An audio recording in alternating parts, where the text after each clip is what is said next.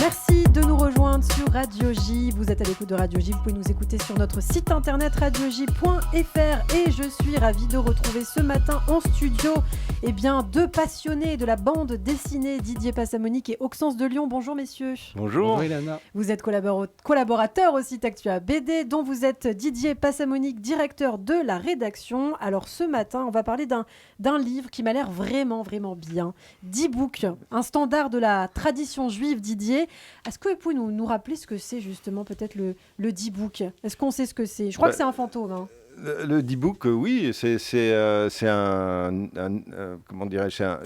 être qui prend possession de quelqu'un. Hein. Oui, c'est un fantôme. C'est une espèce d'âme errante qui prend possession des individus. Et là, en l'occurrence, il s'agit de la jeune fille d'un shtetl qui s'appelle Tzirele, ça se passe au début du siècle, mais en réalité, le livre est une espèce de chevauchement de deux récits, c'est-à-dire un récit au quotidien avec un écrivain new-yorkais très célèbre, très adulé, qui raconte des histoires de D-Book. C'est son champ de compétences. Il raconte des histoires de fantômes et il a un succès énorme. Et donc, il nous plonge véritablement dans ce judaïsme ashkénaze. Oui, c'est très ashkénaze, en effet. Oui, c'est ça. Ça devrait vous plaire. On peut même dire que c'est le livre le plus ashkénaze de l'année. Absolument. Et la BD, en tout cas, la plus ashkénaze de l'année. Et c'est dans une belle ligne claire qui est un peu entre Chris Ware, Adrian Tomin, mais on peut aussi... moi, je pense à l'israélienne Ruto Modan. Ah oui, on adore Ruto Modan. C'est des belles références. C'est magnifiquement dessiné. Il y a une sonorité savoureuse dans les dialogues parce qu'on sent qu'il y a le yiddish qui pointe derrière. Et puis, c'est quelqu'un qui sait de quoi il parle parce qu'il y a toute une multitude de détails. Par exemple, une mezouza sur la porte. Il y a beaucoup de références. Il y a beaucoup de références. Moi, c'est la première fois que dans une bande dessinée, je vois du quiche. Alors, c'est du coup d'oie, mais c'est pas du coup de poulet. Mais ça me rappelle des choses des souvenirs d'enfance. De mon enfant. On pense à Isaac Bashevis-Singer, à Martin Buber, on pense à Chalomansky, évidemment, le créateur de la fameuse pièce sur le D-Book. Et c'est un album maîtrisé, c'est incroyable. Je ne connais pas ce Tomek Heidegger, c'est son premier album, mais il va falloir le surveiller du coin d'œil. Donc vous nous recommandez ce livre, quoi ? Absolument, et je pense que pour Hanouka, c'est une petite merveille qui tombe à pic. Eh bien, merci beaucoup, un cadeau pour Hanouka, donc D-Book. Et vous me rappelez le titre, donc le nom de cet auteur, Tomek Heidegger, hein, c'est ça ? Voilà, et c'est publié par Les Enfants Rouges. Merci beaucoup, Didier. Alors, je me tourne à présent vers Auxence de Lyon. Aujourd'hui, vous nous présentez un premier tome d'une saga post-apocalyptique du nom de Yojimbot. Alors, je ne sais pas si je prononce correctement. Chez Dargo, des robots et des samouraïs. C'est compatible tout ça ? Et vous le prononcez très bien déjà, félicitations. Alors, Yojimbo, c'est vrai que ça va être Yojimbo. de la... Pas Yojimbot, du coup.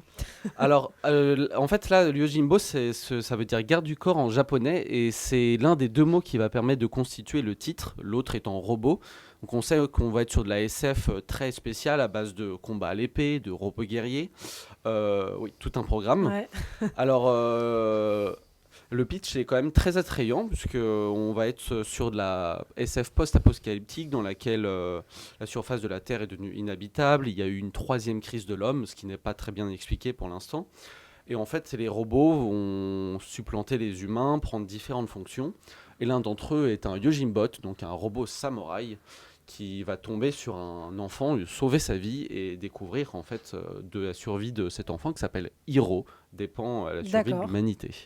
Alors, je pense qu'il faut s'arrêter aussi un peu sur le titre, Auxence, Silence métallique, c'est le nom du livre. C'est ça, oui. Ça laisse plutôt présager une histoire contemplative, pas tellement de l'action vraiment effrénée, si ? Alors oui, c'est vrai que ce silence métallique, je me suis posé la question. En fait, c'est plutôt par rapport au fait que les personnages humains sont confrontés à ces robots et ne savent pas bien lire leurs intentions. Donc ces robots sont très calmes, très intimidants, comme des samouraïs des temps modernes. Et ils ont chacun leur personnalité. D'ailleurs, à la fin de l'ouvrage, vous trouverez un magnifique cahier graphique avec des représentations des différents robots. Et donc, ce silence métallique, c'est aussi celui des différentes terres désolées qui vont être traversées dans l'album. Donc vraiment un album sublime, très riche et qui, on l'espère, sera encore plus développé dès le prochain tome. Et oui, beaucoup d'imagination, toujours avec Auxence de Lyon en tout cas. Donc Yojimbo ou Yojimbot, comme vous préférez, selon ce qu'on prononce en anglais peut-être. Yojimbot, c'est vrai que ça fait plus... Je sais pas comment ça se prononce en hébreu.